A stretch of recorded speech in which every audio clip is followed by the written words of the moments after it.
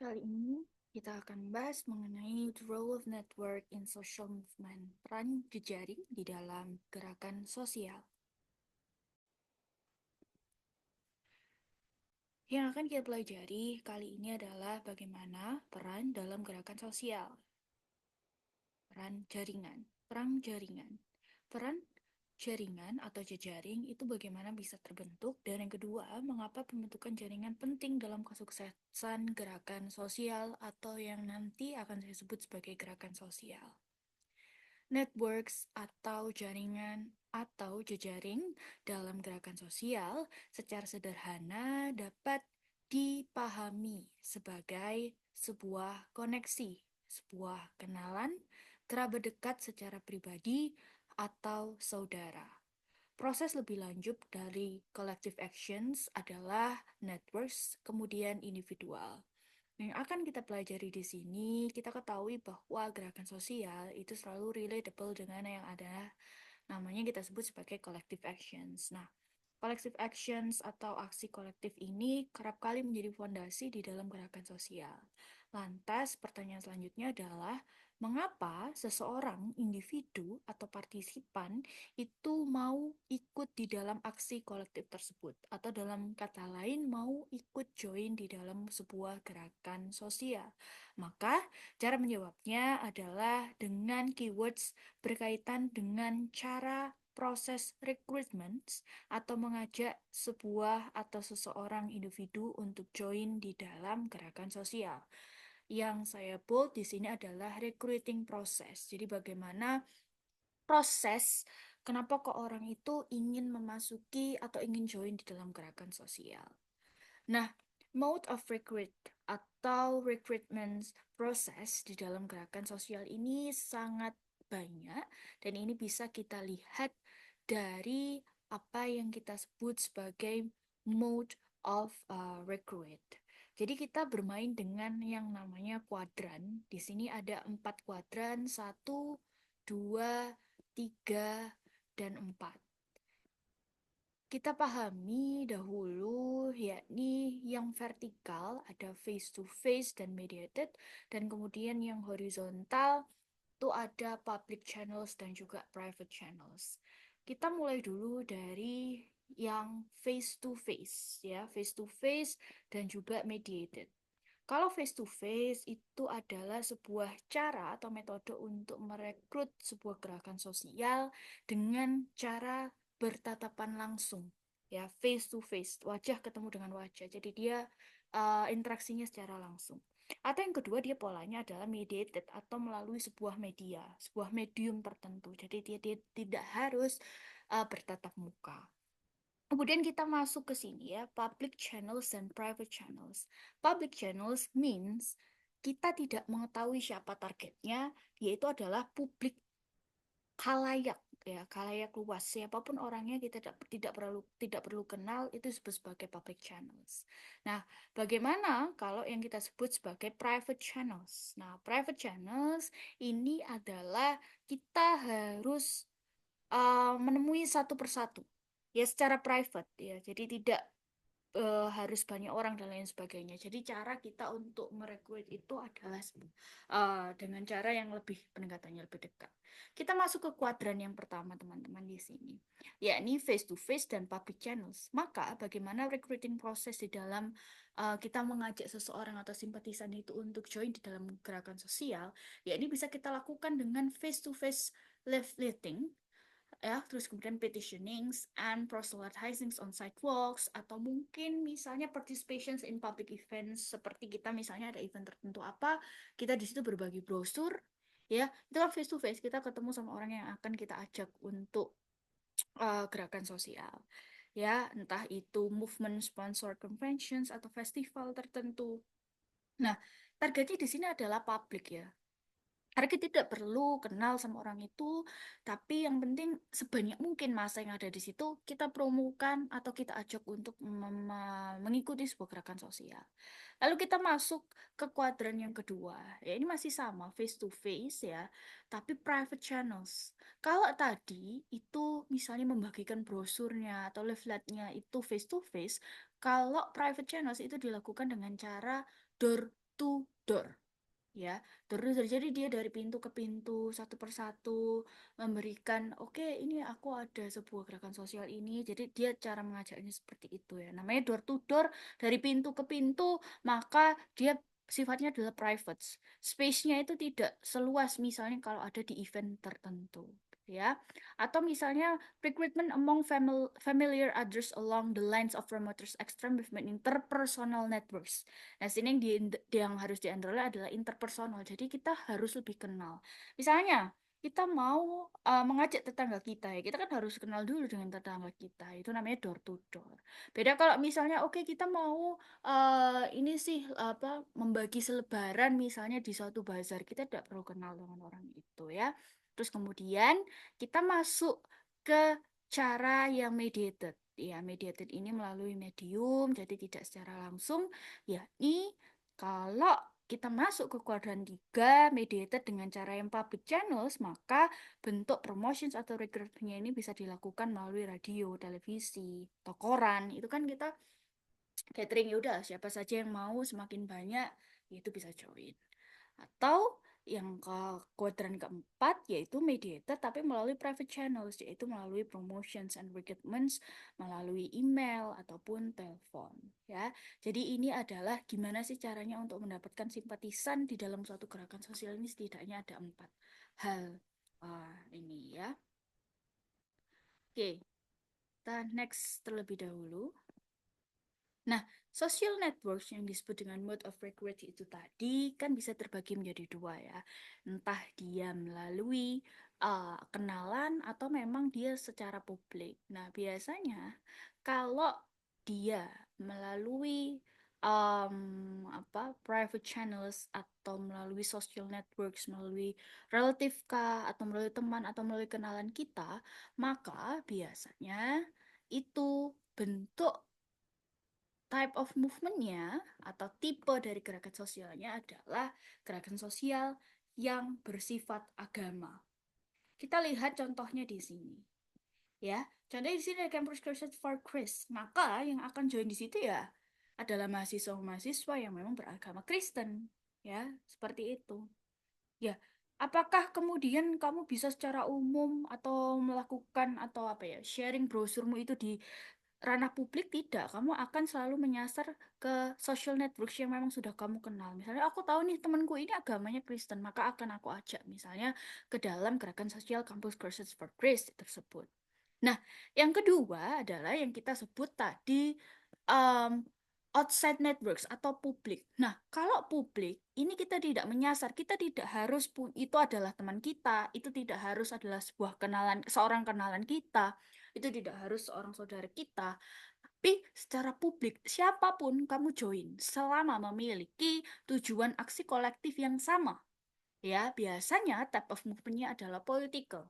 Ya, jadi bisa dilihat di sini. Ada kalau memang religius, karena religius adalah sesuatu yang sangat sensitif, maka biasanya itu melalui ya orang yang sudah kita kenal. Ya, tapi bagaimana kalau misalnya itu recruited outside our networks ya, secara politikal. Nah, contohnya banyak sekali, ya ini hak untuk hidup yang ada di Maryland, Ohio Right to Live yang ada di Ohio.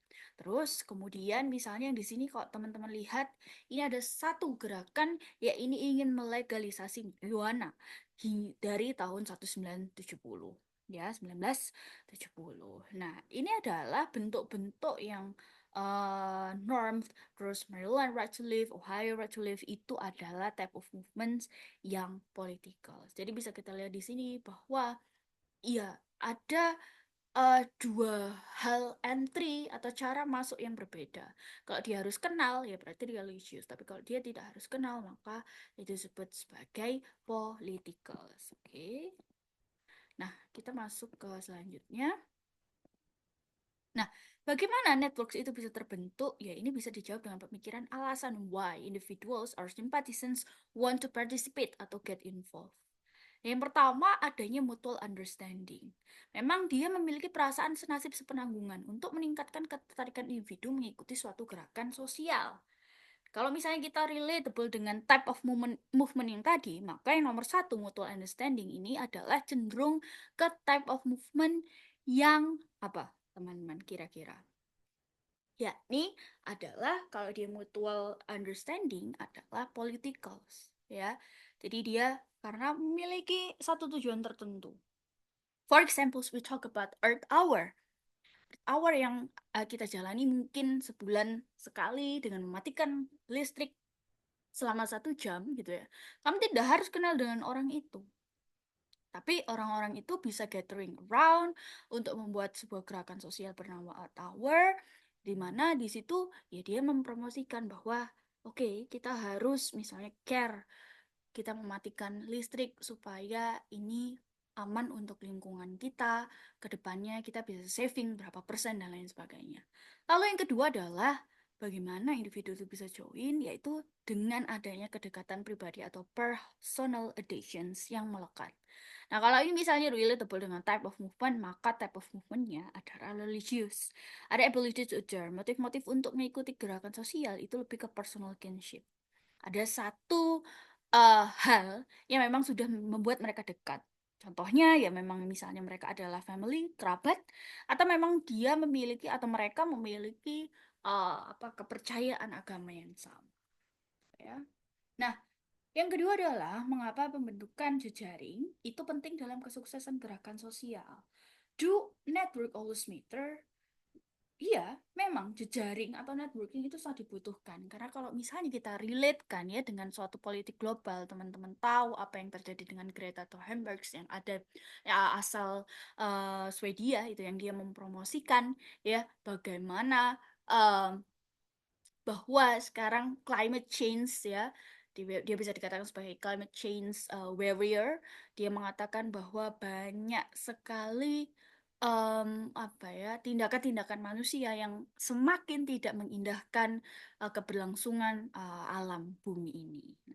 Di situ bisa kita lihat bahwa di awal dia memang ruang lingkupnya hanya it's gathering around only for her country, but now as we are far away in the terms of distance, tapi kita bisa memahami bahwa ada satu gerakan sosial untuk menolak misalnya menggunakan atau mengurangi gas emisi rumah kaca dan lain sebagainya. Nah, ini yang bisa dikatakan bahwa jejaring dapat dikatakan efektif jika menghasilkan mobilisasi. Kamu bisa mengajak orang itu memang bergerak, yang namanya sih gerakan sosial. Bergerak untuk apa? Dan mendorong pada penciptaan agenda setting. Agenda setting itu adalah cara-cara untuk mencapai aims atau tujuan di dalam gerakan sosial itu supaya menjadi lebih baik. But in reality, does networks always matter? It's not always. Karena kembali lagi ke yang pertama tadi, teman-teman. Ada orang yang memang tidak saling kenal, kemudian dengan tujuan yang sama, mereka mengikuti gerakan sosial. Vice versa, kebalikannya. Ada juga ya, orang-orang yang memang dia sudah kenal dan dia ingin semakin mengajak lebih banyak orang untuk mencapai satu tujuan atau aim dari gerakan sosial. Nah, not always why. Social networks itu bisa dilihat sebagai a facilitator. Also, it can be seen as well as the product of the collective actions itself.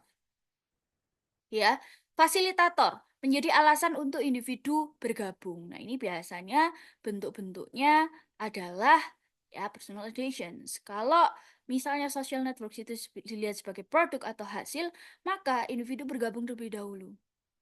Ya, jadi dia tidak baru harus kenal. Biasanya kan ini yang di type of movement politik. Alhasil karena dia join, ya, kemudian dia memiliki kedekatan jejaring di dalam partisipasinya. Dia akhirnya kenal. Ya, kalau yang pertama fasilitator itu type of movementnya yang gampangnya adalah yang tadi bentuknya adalah religious. Menjadi alasan untuk individu bergabung karena memang udah punya kedekatan, punya kenal atau memiliki satu prinsip yang sama seperti itu, ya. Nah, in a good light, networks itu di dalam gerakan sosial itu sangat-sangat penting. Yang pertama, yaitu ini sebagai bentuk recognizing. Semakin banyak individu yang bergabung, maka gerakan sosial ini akan lebih diakui. Aksinya semakin masif. Ya, seperti Greta tadi. Semakin banyak orang yang recognize. Bahkan dia sampai diberikan kesempatan untuk berbicara langsung di COP, yaitu salah satu konferensi tingkat tinggi level dunia, KTT global, yang membahas mengenai urgensi perubahan iklim. ya.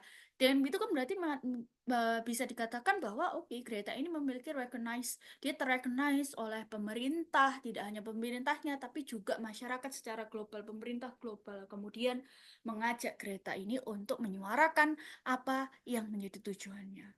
Lalu yang kedua, participation and sustaining. Keikutsertaan dalam sebuah gerakan sosial ini mendorong munculnya konektivitas dan keinginan untuk menjalankan agenda setting setiap organisasi dengan cara-cara untuk tetap menghidupkan semangat aksi kolektif itu tadi, ya. Partisipasi di dalam gerakan sosial ini nggak hanya dibatasi di sektor politik semata, tapi juga di sektor-sektor non politik, ya, ya tadi yang bisa saya katakan sebagai agama, gitu ya. Karena gerakan sosial itu bukan hanya sekedar aksi kolektif. Apa yang dikatakan David Locher mengatakan bahwa yang membedakan sebuah aksi kolektif biasa dengan gerakan sosial adalah kalau gerakan sosial ini bersifat tiga ini, organize, ya biasanya pasti ada strukturnya, ada ketuanya, biasanya seperti itu ya, deliberate, ya, kemudian enduring, jadi dia bisa sustain secara lama, yaitu contoh-contoh.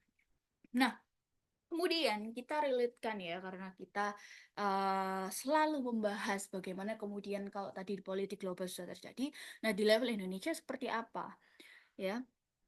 Kita di era kontemporer ini sebuah gerakan sosial itu memang lebih apa ya? Lebih terrecognize itu memang kalau dia memang memiliki aksi yang nyata, misalnya dia melakukan demo dan lain sebagainya. Ya, tetapi kalau teman-teman pahami bahwa sekarang kita sudah tidak bisa dipisahkan ya di era globalisasi ini, kita tidak bisa dipisahkan dengan yang adanya internet. Ya, boro-boro kita baru sampai misalnya di suatu tempat atau di misalnya kita pergi ke luar negeri lain pun ya yang lain, apa yang kita cari pertama? Koneksi internet, wifi, ya, atau biasanya ada yang pinjem apa semacam apa ini wifi portable seperti itu. Ya, ini menunjukkan ya apa yang dikatakan oleh Immanuel Castle di tahun 89 bahwa pembentukan informational society masyarakat ini terhubung dan tidak lagi terbatasi atas ruang dan waktu.